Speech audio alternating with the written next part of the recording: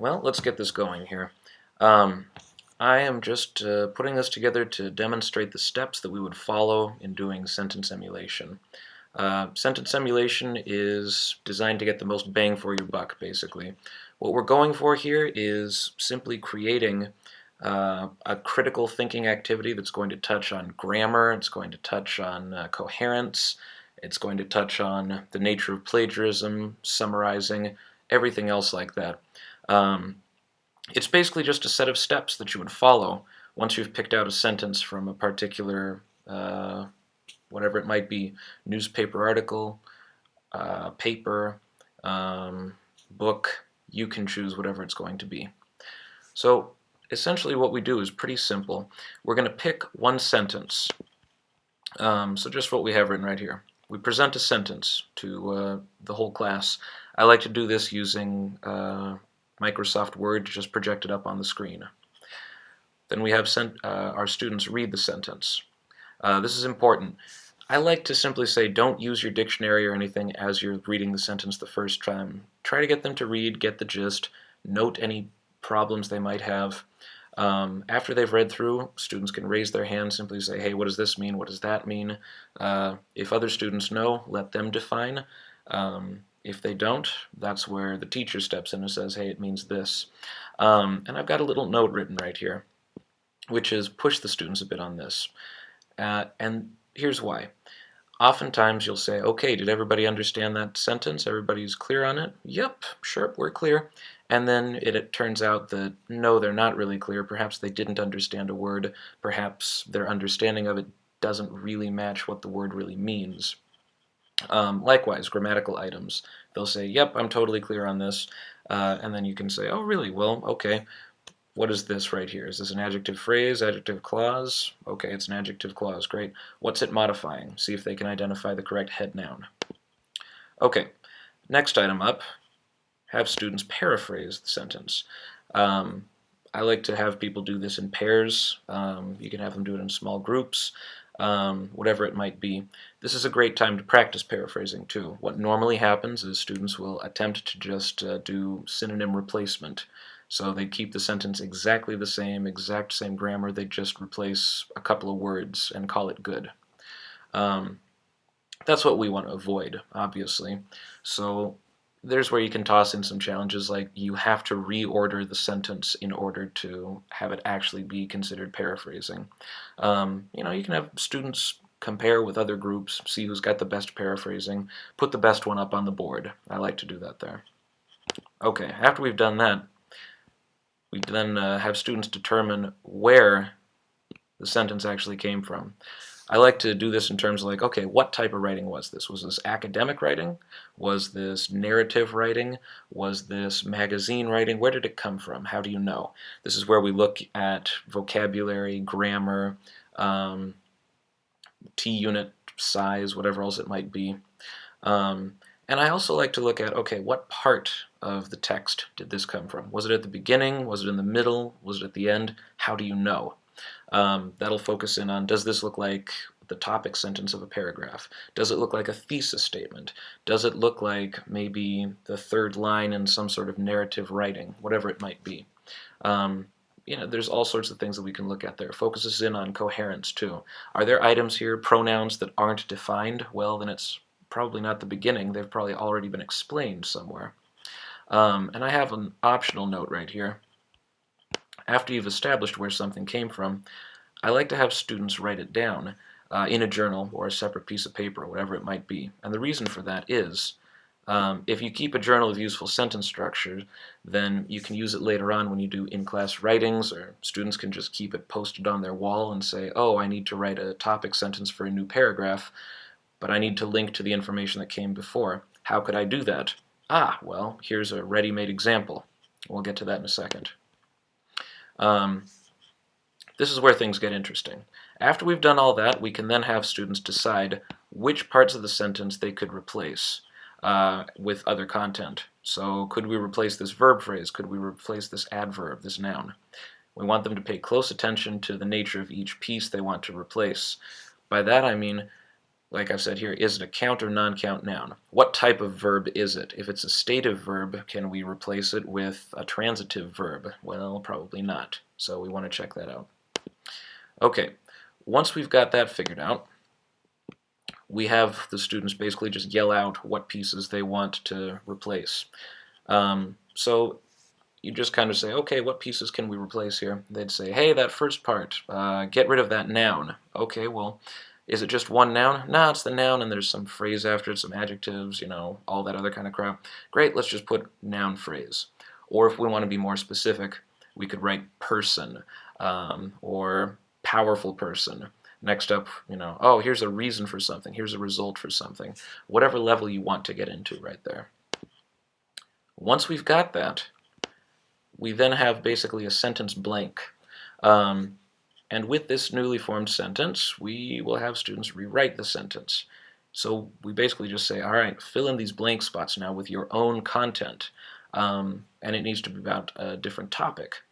I generally give students the topic because if you're kind of battling time, it's hard for them to come up with their own.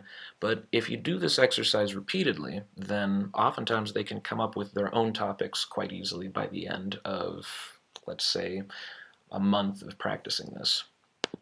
Once we got that, students can share with each other, compare, see what works best. Teacher can look at it and say, oh, that looks great, except, hey, you should have put a non-count noun here, whatever it might be. They can then put all of this into a journal. Like I said before, if they've got a journal that shows how these things work, where they came from, what part of the writing they're from, well, now they have a set of tools when they're doing their own writing. Okay, this is just a whole set of steps to follow. I wanted to show you what it actually looks like if we take a real sentence and go through the steps with it. So, first step here, I'd basically just put this, what I just had highlighted in blue, there we are, I'd put that up on the board and I'd say, okay, let's read through it. All right, despite repeated reminders from family and friends, the man suspected of the crime failed to pay his taxes on time. Great. I would then have students try to identify any pieces of this that they didn't understand. And if I say, okay, we understand all of this whole thing, then they say, yep, we're good. I might then say, okay, what's this? And see if they could correctly identify that this is a reduced adjective clause that's just serving as an adjectival phrase modifying man. Sometimes they'd mess that up and think, oh, okay, here's subject, here's verb. Whoops. So we want to check in on that. But let's say that everything's clear. Students know exactly what's going on. Great, okay. Well, then we move on to the next step. How could we paraphrase this? And what oftentimes happens is you'll get basically a copy and paste. You get the students saying, okay, copy, sorry, computer's being slow. They do that. They might say, instead of despite, I'll say, in spite of repeated, oh boy, well, repeated, what could I say instead of repeated? I guess I'll keep that because I don't know any synonyms. Reminders, oh my goodness. What else could I say for reminders? Gosh, I can't think of anything. From family and friends. Okay, maybe I could say from relatives and acquaintances. Okay, great. So you get crap like this, you know, in spite of repeated reminders from relatives and acquaintances, which honestly is not a good version of paraphrasing. We're just replacing things with synonyms. So I'd like to do something like, okay, you know what? We have two pieces of this right here. The man suspected of the crime failed to pay his taxes on time, despite repeated reminders, whatever. I'd like to say to them, all right, I want you to put this together in the opposite order, and you have to use conjunctions to do it instead. I'll do that if I'm just beginning to teach paraphrasing, because I have to give people kind of a kick in the butt to force them to use a different structure. So they might come up with something like this.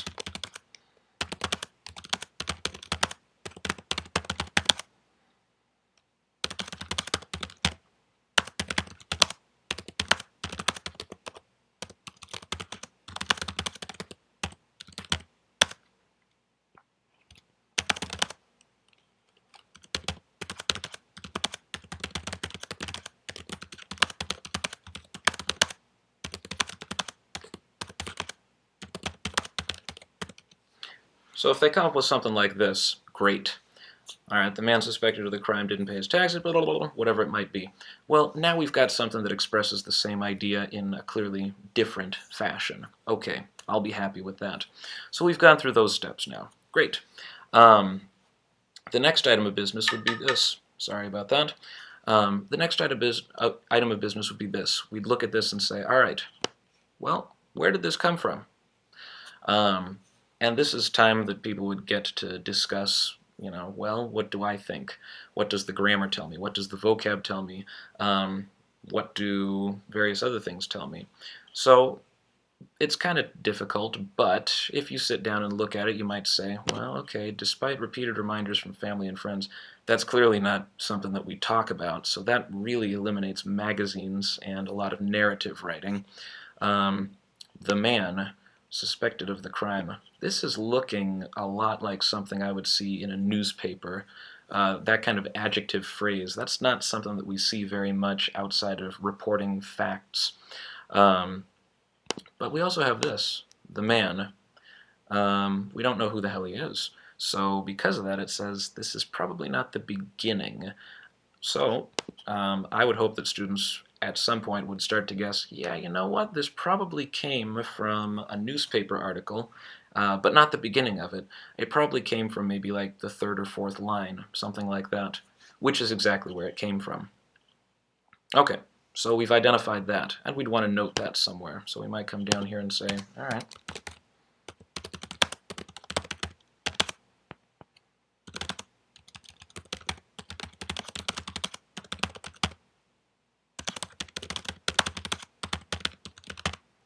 so we just keep a note of that. All right, well, we've got that note of it. Next up, I'd come down here and say, all right, well, what pieces do we want to get rid of? And what could we replace them with? So I could say something like, all right, well, we've got this despite. I could say in spite of, but I think I'll just take this whole piece right here. And I've got this, despite repeated reminders. Well, I could just say despite nouns, but that doesn't really do it, right? I might want to say something like this. Despite contrary reasons, whatever else it might be. Or we could say something like this.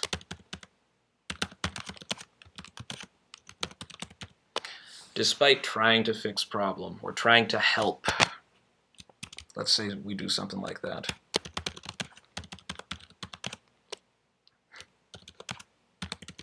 Don't know why exactly it got like that, sorry. This is what happens when you start trying to do this kind of stuff too late at night.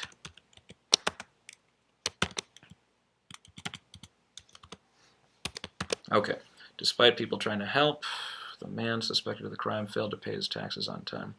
Oh, interesting. So we got this, the man right here. We don't know who this is. Let's see here. I might just say person. Okay, let's see. Despite people trying to help person, and I have this suspected of the crime. You know what? I think I just want to get rid of it. There we go. It's done. Because that would be hard to replace with other content. Okay. Person failed to... Okay, maybe we want to do something like this. STH just meaning something. Despite people trying to help, person failed to do something necessary. And we end up with that, basically, a sentence blank. Okay, we do that. I might then come down to the next item and say, well, using this blank, and the easy way to do it is simply, okay, Control-C, Control-V, our good friend. What we do now is say, all right, I'd like you to rewrite this sentence. So instead of being about some person not paying taxes and something about a crime, let's see here. Let's make it about a student doing homework. Okay, great. Then we just toss it back to the students and say, okay, despite people trying to help. Maybe we could do something like this. Despite...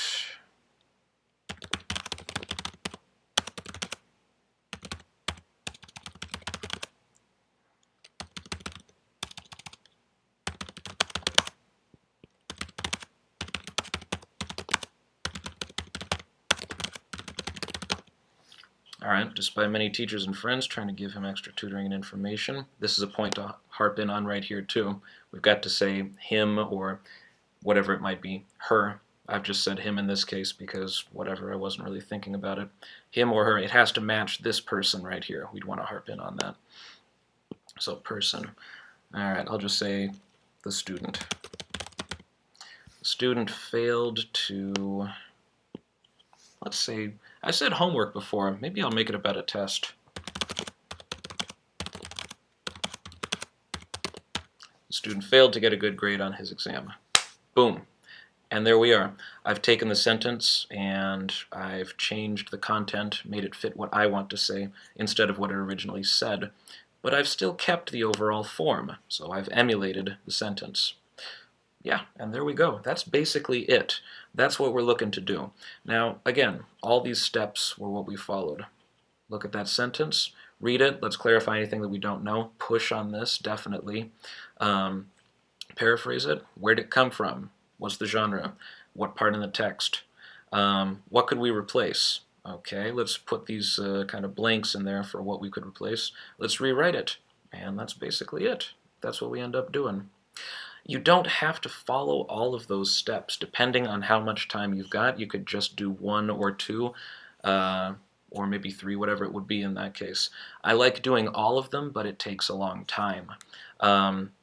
Although, you know, when I say it takes a long time at first. As students get used to doing this, it goes shorter and shorter, to the point where this whole activity, reading the sentence, clarifying, paraphrasing, where did it come from, what could we replace, you could do most of that in 10 to 15 minutes after people get used to it. If you're just getting used to it in the beginning, it's going to take a long time. Think about a half an hour, sometimes longer depending on student level.